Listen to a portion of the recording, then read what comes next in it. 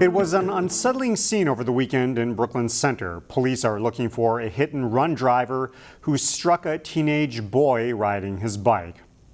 The boy suffered non-life-threatening injuries, but is shook up that no one stayed at the scene. The incident happened at around 4:30 p.m. Sunday at the intersection of Brooklyn Boulevard and 55th Avenue North. Sonia Goins spoke with the boy's parents. There were some scratches off of this. A simple bike ride to a Brooklyn Center park turned scary for 14-year-old Seth Stabell. A slightly bent tire rim and scratched paint are reminders of what happened Sunday afternoon. He was afraid to tell us. His parents spoke with us after the ordeal. His face was red. He wasn't saying anything, but he just looked off. Seth was trying to cross this busy intersection at Brooklyn Boulevard and 55th Avenue North when a car in the opposite direction was turning left and hit Seth, sending him flying into the street. He was thrown into the intersection on Brooklyn Boulevard toward Highway 100. Seth didn't get a good look at the car, but he says a female driver stopped for a minute, but then she left the scene and Seth is sitting in the intersection. She said, "Are you okay?" And he's just sprawled on the ground, dazed, not knowing what happened. His parents, Dina and Wade, say that they are appalled that no other driver stopped to help. I'm sad that somebody left my son laying there. Not just that he was hit, but that no other adult around stopped to help him. The Champlin Park freshman is nursing a few injuries today, including a sprained ankle. He had a pretty significant abrasion on his shoulder, where presumably where he landed. Also on his head, an abrasion on his scalp. Seth walked about a half a mile with his bike. A good Samaritan did assist Seth in fixing his tires so he could make it home. Meanwhile, the family wants the driver to come forward. Accidents happen, they do, and we need to be accountable to deal with the consequences when accidents happen. But she, for whatever reason, wasn't capable of that at the moment. In Brooklyn Center, Sonia Goins, CCX News. 3 vehicles remain missing after they were stolen from a Brooklyn Park car dealership over the weekend. Luther Brookdale Dodge was the target of multiple car thieves who took 17 cars. Surveillance video showed masked men entering the service area where cars were stored in advance of bad weather. Footage shows the burglars coming in twice. Brooklyn Park police began investigating after Minneapolis police found a man slumped over in one of the stolen vehicles Monday morning. It's interesting that they knew or got awful lucky that all those vehicles had keys in them and would be inside and easy access. So we'll look into all angles of who did this and how it occurred. And as far as the vehicles, we recovered almost all of them. It really all over the metro, including as far away of Albert Lee. That man is in custody facing charges. Police are still looking for the other accomplices. Plymouth police continue to investigate additional suspects in a shooting that killed youth baseball coach Jay Boutin on Highway 169 2 months ago. Meantime, a suspect in the case has been formally charged. Jamal Smith is charged with second-degree murder. According to the criminal complaint, a Facebook Live video of Smith was posted hours before the shooting. The complaint says investigators were able to match the weapon Smith was seen waving in the video with the one used to kill Boutin. The SUV, according to the complaint, was reported stolen from a rental car company. That SUV was seen in surveillance video leaving a vet clinic in Arden Hills just minutes before it was shown entering I-694 and eventually encountering Boutin's vehicle on southbound 169 in Plymouth. As of Tuesday afternoon, Smith remained in custody in a Decatur, Illinois jail. A Maple Grove resident who is considered one of the founding fathers of the Twin Cities comedy scene has died. It didn't just happen one day that there were comedy clubs. There were a bunch of people, a small handful of people rather, that took that and decided to make it their life's work. Scott Hansen ran comedy clubs in the Twin Cities and helped develop talent. I got a chance to sit down and interview him earlier this year when a book detailing the rise of Minnesota comedy attributed quite a bit to Hansen. Hansen passed away Sunday at age 66. A Brooklyn Park pizza place continues to make a name for itself in its commitment to community. In today's edition of Takeout Tuesday, we look at how Godfather's Pizza has become one of Brooklyn Park's biggest cheerleaders. Thank you for coming. all I got for the pizza Park. May I help you?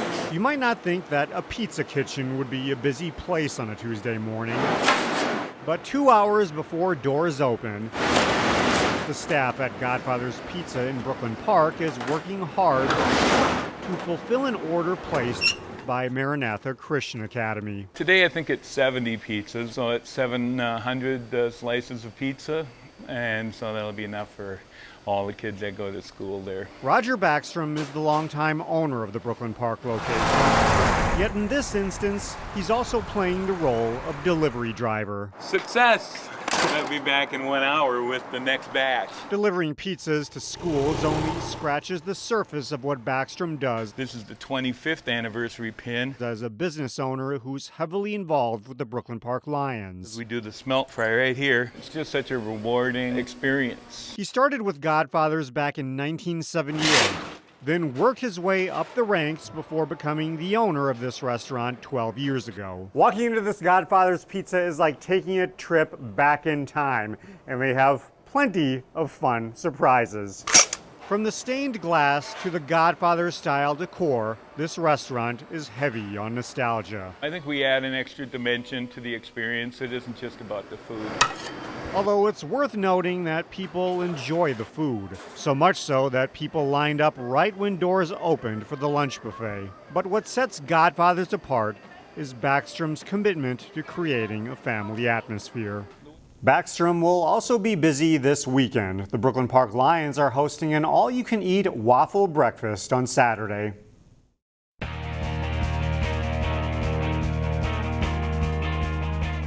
I'm John Jacobson with sports. After the Labor Day weekend, high school football teams are now preparing for the second week of the season.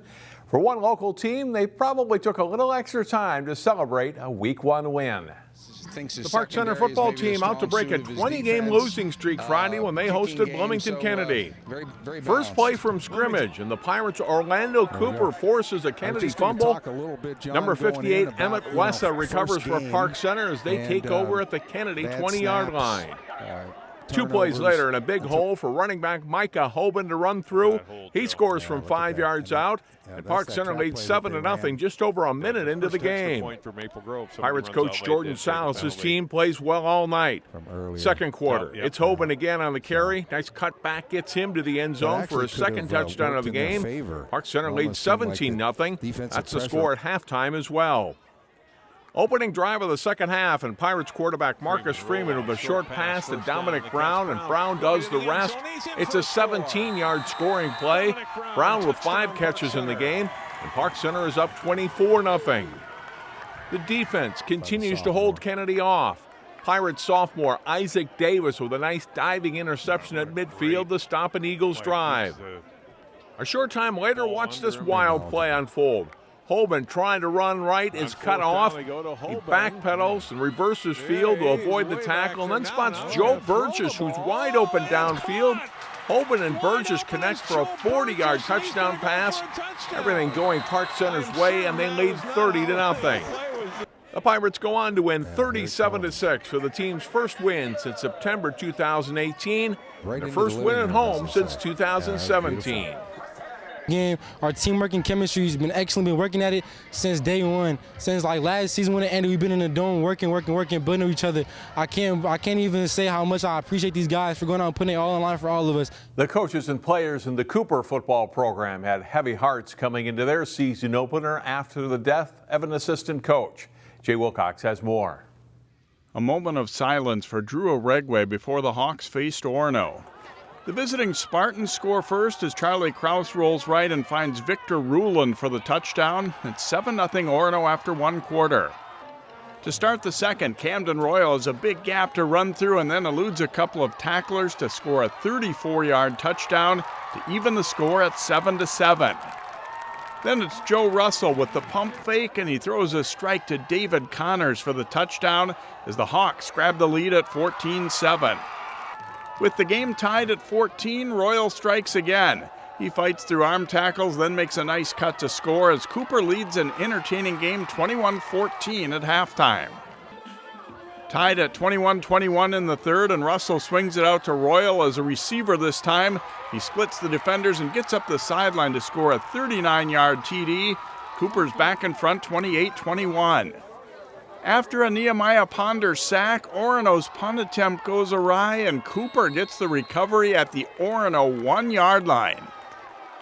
Russell tucks in behind his O-line to score on the sneak. A 2-point conversion makes it 36-21 Cooper. After another Orono score, Russell and company get an insurance TD as Dante Williams comes down with the pass. Cooper wins at 43-27. Jay Wilcox, CCX Sports. Thanks, Jay. We'll have more prep football live for you this Friday night. It's a rematch of the 2019 Prep Bowl, and Wayzata travels to Brooklyn Park to take on the Champlin Park Rebels. Game time is scheduled for 7 o'clock. Pregame at 6:54 right here on CCX1 or our website, ccxmedia.org. Find more prep sports games and highlights at ccxmedia.org and follow us on social media.